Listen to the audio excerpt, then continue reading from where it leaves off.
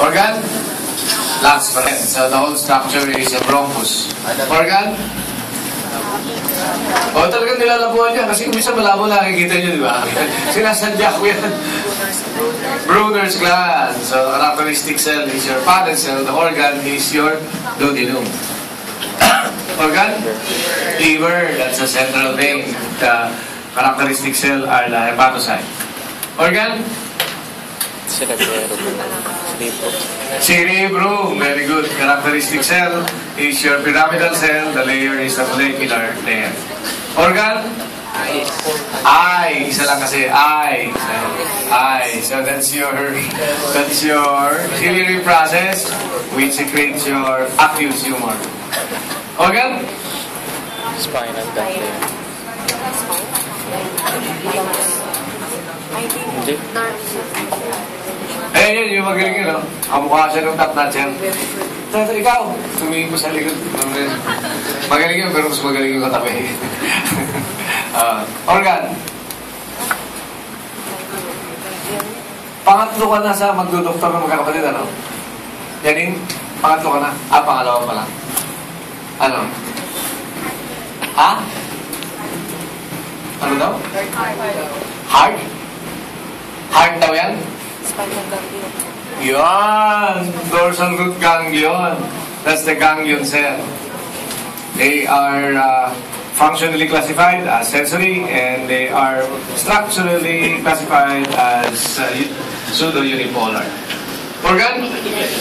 Epididymis. So spermatozoa, haploid. Organ? Esophagus. Classified squamous ng keratinized epithelium. Organ? Fallopian tube, simple columnar ciliated epithelium, peg cells. Kaya sabi ko yung mga possible answers sa mga question.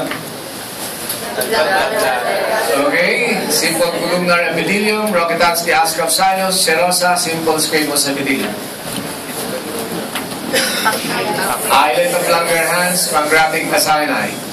Secretions of your islet of Langerhans, insulin and glucagon.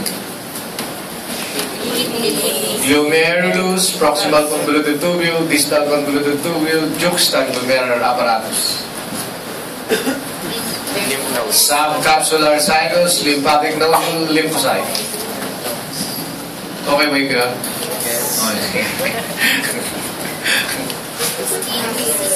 Skin, stratified squamous keratinized epithelium, your Meissner's corpuscle. Located in the dermal papilla. Cochlea. So you have your stria vascularis, scala vestibule, scala tympani, scala media, vestibular membrane, basilar membrane, organ of Corti, pectoral membrane, spiral ganglion of Corti.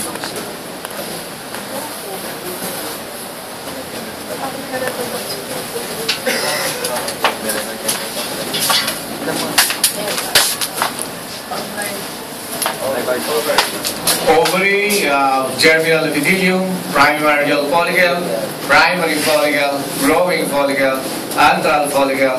All of them contains primary oocyte, which is diploid chromosome and tetraploid DNA. And then you have your granulosa layer and your theca and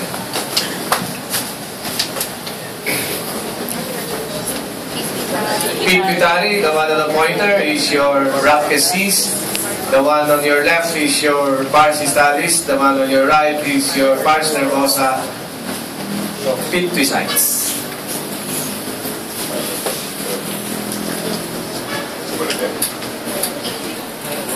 Ileum, that is your fair spots. The lining epithelium is simple columnar. Characteristic cell is Paneth cell.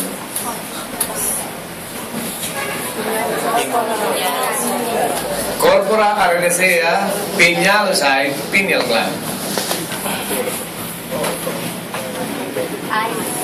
Eye, you have your retina, choroid, fibrous coat is your sclera, which is made of dense, irregular connective tissue.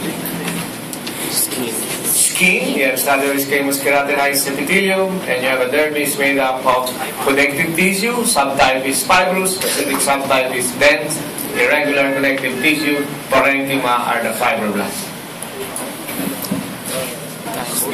Spleen, you have a capsule. The capsule will enter the organ. It becomes a trabecula. You have trabecular artery and trabecular vein. You have a red pulp and a white pulp. In the white pulp, you have your central artery.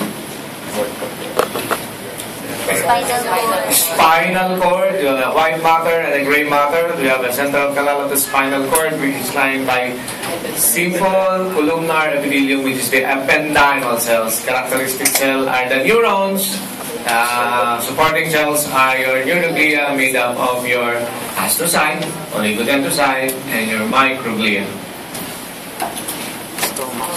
The stomach, the characteristic cell is the parietal cell, secreting hydrochloric acid and your intrinsic factor. Tendon, that type tissue is connected, subtype is fibrous, specific subtype is dense, regular connective tissue, organ is tendon. Testes. You have a complex stratified epithelium or germinal epithelium. In between will be the interstitial cells of Leydig. Cells in the seminiferous tubules include spermatogonia, diploid, primary spermatocyte, diploid, tetraploid, spermatid, haploid, spermatozoa, haploid. And you have your Sertoli cell. Organ? Thymus, the one on the pointer is your thymic corpuscle, characteristic cell is your lymphocyte.